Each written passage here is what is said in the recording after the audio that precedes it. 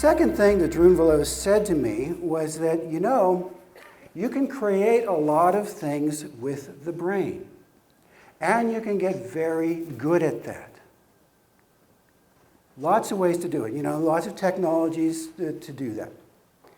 He says, but what a lot of people don't realize is that often when you create from the brain, you're very fixated on what it is that you want, and you don't notice that coming up from behind you is something that you never expected. Something you didn't want that's kind of the negation of everything that you've been trying to create. And after he said that, I began to think, well, that kind of makes sense in a way. Because the brain is tied to the ego, and the ego is always concerned about one thing and one thing alone. What's in it for me? What can I get out of it? How can I live the easy life? How can I get that Barco Lounger and that Mai Tai cocktail and the Cabana Boy? That's what I really want. And so the ego really doesn't care so much about what the consequences of that wanting are. But as I found out when I was doing that wedding for my son, the heart lives in a very different world. The heart's main question is, what's in it for us? Why? Because the heart is about relationships. That's what it knows. And so when you are creating from and through the heart, then you are creating something that is embracing all that is. Why? Because the heart knows about unity, and the heart knows about and is connected with all that is. Now, most of the time we live our lives in a very interesting place. Most of the times we live our lives from the brain. And the brain, as I said, is concerned about what it is that we want. And it's very concerned about the physical world. It's very concerned about the five senses. And it really doesn't want any more than that. As far as the ego is concerned, the best surprise is no surprise. And so we go through most of our life living in this very circumscribed world, never realizing or never really giving much credence to the fact that there may be this entirely other range of perception and experience that we may be ignoring. I call it the unconscious, but you can use many other words. You can call it the metaphysical world. You can call it the psychic world, the non-physical world, the spiritual world. I don't care what word you use. I'm going to use the word unconscious to mean all of that. But to the ego, that's something that's a little bit dangerous because, you can't really control it all the time. You can't. In fact, you can control it very little because there's enormous power there. The ancient myths would talk about this, and I think one of the ancient myths that was pervasive, they would often use the metaphor of the ocean or flooding waters to talk about this great, massive, vast unconscious. So we have the flood stories of Noah and Gilgamesh. And the hero was one who would go out into the ark or on a raft and find a way to float on those waters, as dangerous as they were. So anyway, I got done with that conversation with Drunvalo, and I kind of thought, what he's saying sort of makes sense here to me. And it was shortly after that I had the big dream. Now, mind you, what I'd been doing was moving to the heart in preparation before I would go to sleep, in that twilight zone between wake and sleep. And then the dream world began to open up, and then the big dream came. And it went like this. Jackie, my wife, sitting right out front here, and I were charged that we were supposed to go to this place, and we were supposed to steal some kind of manuscript. Didn't know what it was, but we were just told to go there. So we go to this building, and it's like this huge Victorian house. And as we go inside the house, I suddenly realized that we are in a school of alchemy. Now remember, I'd been kind of playing with the idea of the metaphor of the heart as being alchemical. Now I've got this dream about this school of alchemy. I can tell because there are two professors up front, and they're stirring this casket. And as they're stirring this liquid inside of a casket, this skeleton comes up, and then it goes back down. It comes up, but it wasn't scary. It was mysterious. I knew that I was in a place where they knew the dark and the deep secrets of life and death, and I was fascinated.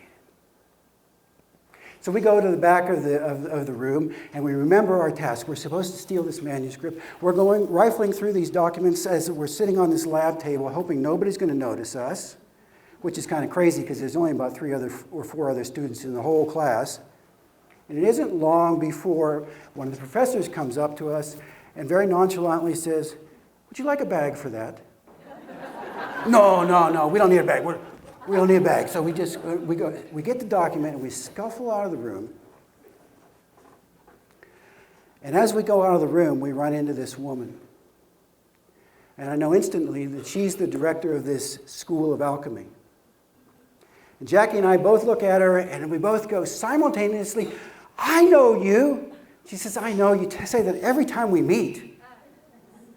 And I knew that this woman had been with me from lifetime after lifetime after lifetime. And this, outside of my immediate family, was the most important relationship I could possibly have. I was overwhelmed. I cannot begin to tell you the awe that I felt in that moment. When I woke up from the dream, all I could do was sit at the edge of the bed, hold my head in my hands, and just wonder about what I had experienced, this deep lifetime after lifetime connection. And I vowed as I sat on the edge of the bed, I'm going to do everything in my power to nurture this relationship with this woman. And so, every night before I would go to bed, I would kind of connect with her through the heart. When I would wake up in the morning, before I would get out of bed, I would connect with her with the heart. Turns out, she's a terrific dream interpreter. I can bring any dream I want to this woman. She's bing, bing, bing, bing, bing. That's what it means. That's pretty cool. I like that. One day, after we were done working through a dream, and I didn't know her name, and so I kind of gave her a name. I started calling her Bonnie. And she says to me, "By the way, my name is not Bonnie. My name is Gwendolyn. You might want to look it up." Oh, okay.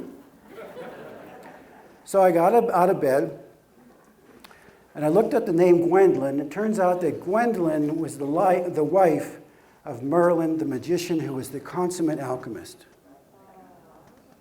So let's look at this movement here. I'm playing with the heart as a metaphor, an alchemical entity. I go into the dream. I meet the woman who is the director of a school of alchemy. She turns out to be a great dream interpreter. I establish this ongoing relationship with her. And in meditation, she says to me, "This is my name." I go and look up the name in waking reality, and I'm back once again to the start because he's the woman who's the wife of the consummate alchemist of all time, Merlin, the magician. And I suddenly realize that what's happening here is my different worlds are coming together. So often we live in these separate worlds, right? We've got the physical world over here, and then we've got the spiritual world over here, the unconscious world over here, and it's really tough to bring them together. There's a lot of pain and suffering that we feel when we enter into this world. We catch some of the wonder of it, some of the awe of it, and then we try to bring that back into our physical reality, and it's tough. But what I began to realize is that when I started going through the heart, there was this tapestry that was being woven together between my waking world, my meditational state, the state of relaxation, and the dream world, and very much else. And it actually had very practical consequences, too. I began to notice that other people began to emerge out of the dream world. You know, when I used to think it would be wonderful to be a fiction writer, because I've often heard that people who write fiction will find that the characters will come to life for them and begin to tell them their story. I thought, wouldn't that be cool? But I could never do it. But now I was finding exactly the same thing as these characters were emerge out of the dream world and begin to establish a relationship with me.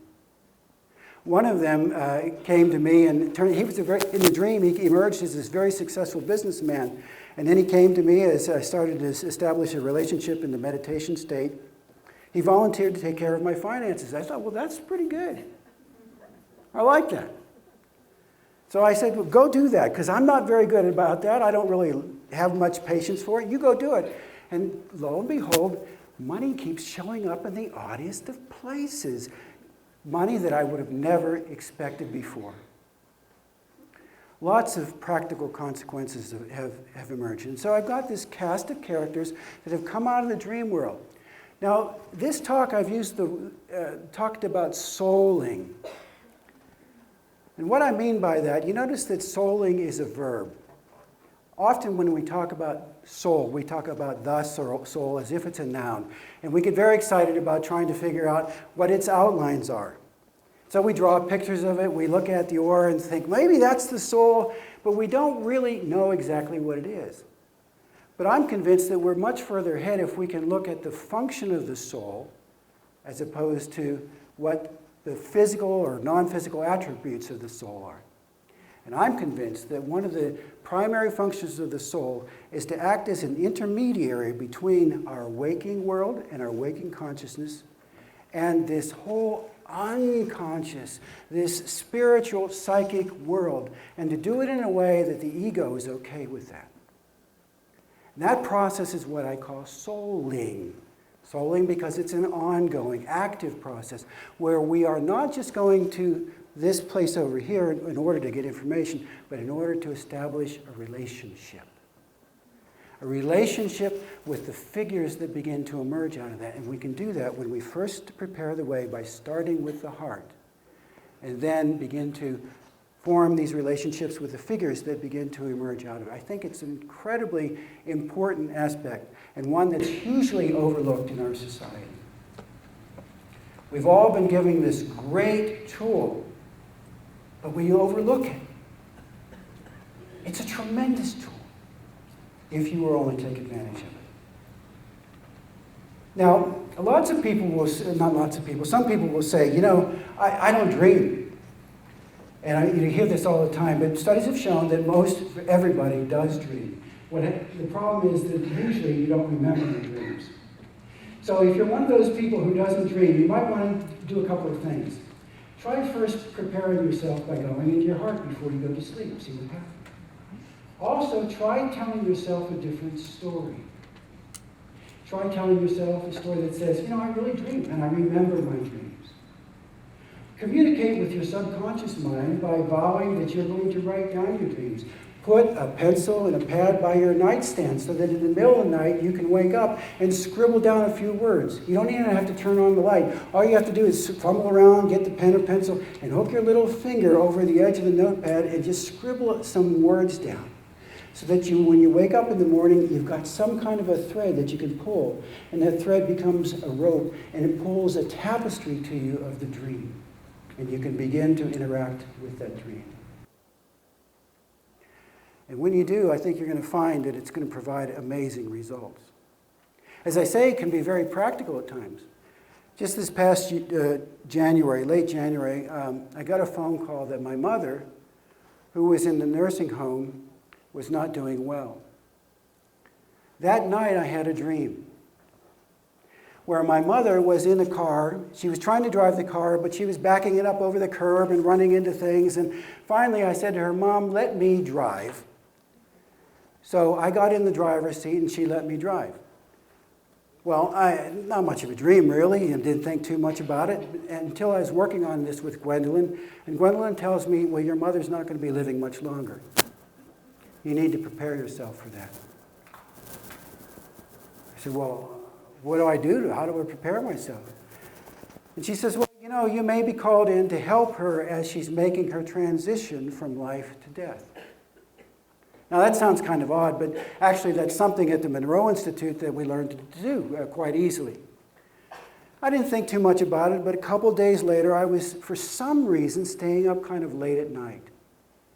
And late for me. I don't know whether I was writing or playing web Sudoku. I don't know. The time just kind of slipped away. And then I finally went to bed and suddenly remembered, I should probably do a meditation where I'm helping my mother make the transition from life to death. I didn't know if the timing was going to be right, but I knew if I just set the intention, it would be good. And the timing would work out. So I did. I connected in meditation with my mother. She didn't say anything, but I could feel the connection, and I explained to her maybe what was going to happen. And she seemed a little bit relieved by that, and then I let go of it. Got up the next morning and there was a message on my answering machine, And it said that my mother had passed away. And she had passed away at exactly the time when I was doing that meditation. You can begin to know things that you really shouldn't know. And it was tremendously valuable to me because it gave me great comfort and also gave my brother and sister great comfort when I was able to tell them that. So there's a lot of great things that can happen in this. Well, people say, well, I don't really want to go there, because it's filled with nightmares. Nightmares. Jeez, nightmares.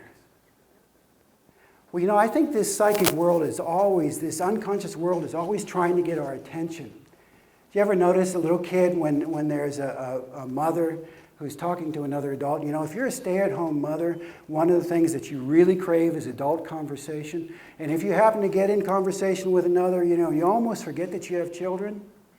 But the child doesn't forget, and so the child's there going, Mama, Mama, Mom, Mama, Mom, Mom, Mom, Mom, Mom! And I think that's what happens with the unconscious world too. It's always trying to get our attention. And we keep ignoring it because we're so preoccupied with the physical. And finally it says, Mom! And something erupts like a nightmare.